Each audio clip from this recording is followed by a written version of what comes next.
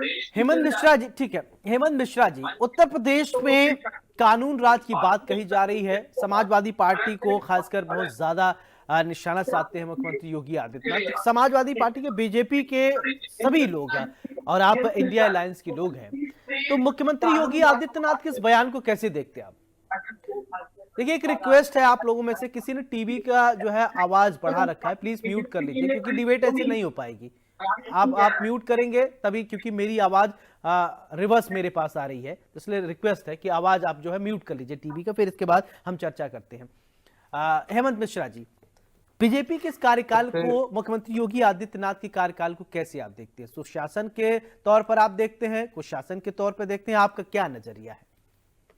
सबसे पहले तो मैं आज जो गुरु पूर्णिमा है, गुरु नानक जी की जन्मदिन है और गंगा स्नान है, उसकी हम बधाई देते हैं और बाकी सारे पैनलिस्ट और आपको प्रणाम। मुझे एक बात समझ नहीं आई, हमीरपुर में एक चेयरमैन साहब के द्वारा दो पत्रकारों को बंधक बना करके क्या किया जाता है, आपने भी देखा है और उस चीज को जाना है। मथुरा में कल एक पत्रकार, शायद इंडिया न्यूज के ही थे, उनके साथ भी मिसबिहेव हुआ।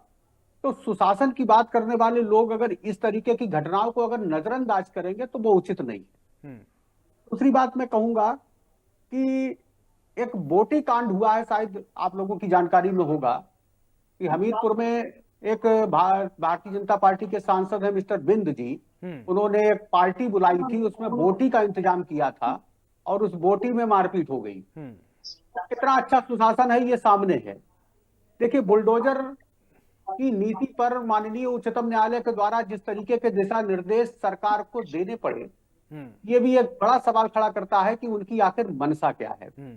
मैं अभी आशीष भाई की बात का समर्थन करूंगा इस बात के लिए कि उन्होंने जो नाम गिनाए, उनको कहीं ना कहीं किनारे लगाते हुए अपने कार्य को अंजाम दे रही है उत्तर प्रदेश की सरकार जी।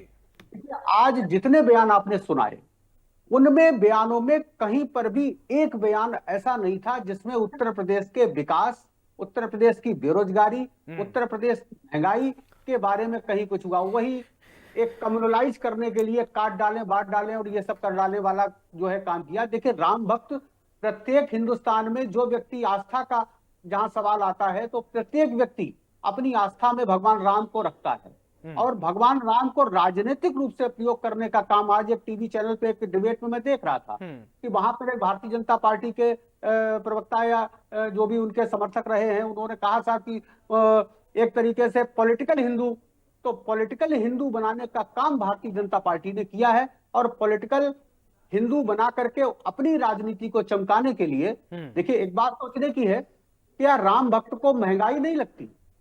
क्या राम भक्त हैं तो क्या उनको बेरोजगारी उनके बच्चों को नहीं सताती? आज एक बच्चा अपने हाथ में एक स्लोगन लेकर के घूम रहा है कि धर्म खतरे में नहीं है, हमारा भविष्य खतरे में है। ये आईना दिखाने का काम जो है वो इलाहाबाद के छात्रों ने जो किया है, प्रयागराज के छात्रों ने जो किया है, वो वास्तव में सही और उससे सरकार बैकफुट पे आई। जो व्यक्ति एक पेपर लीक कर जो है नहीं रोक पा रहे हैं, एक चुनाव कराने की बात करने वाले एक पेपर नहीं करा पा रहे हैं, तो ये सब चीजें सामने है, प्रत्यक्ष है और जनता इन सब चीजों को बड़ी गंभीरता से देख रही है और गंभीरता से देख ही नहीं रही है, वोट की चोट भी कर रही है। अभी लोकसभा चुनाव में आपने देखा कि उत्तर प्रदेश की जो स्थिति आई, आने वाले चुनाव में जो उपचुनाव होने वाले हैं उसमें भी उनको ये दिखाई देने लगा है कि हमारे पास जनता को दिखाने के लिए कोई चीज नहीं है, तो हमारी मजबूरी है कि अब हम उसको कम्युनलाइज करें, हिंदू मुसलमान करें, इसके अतिरिक्त उनके पास कोई नहीं। जनता इस चीज को बहुत अच्छी तरीके से समझ चुकी है।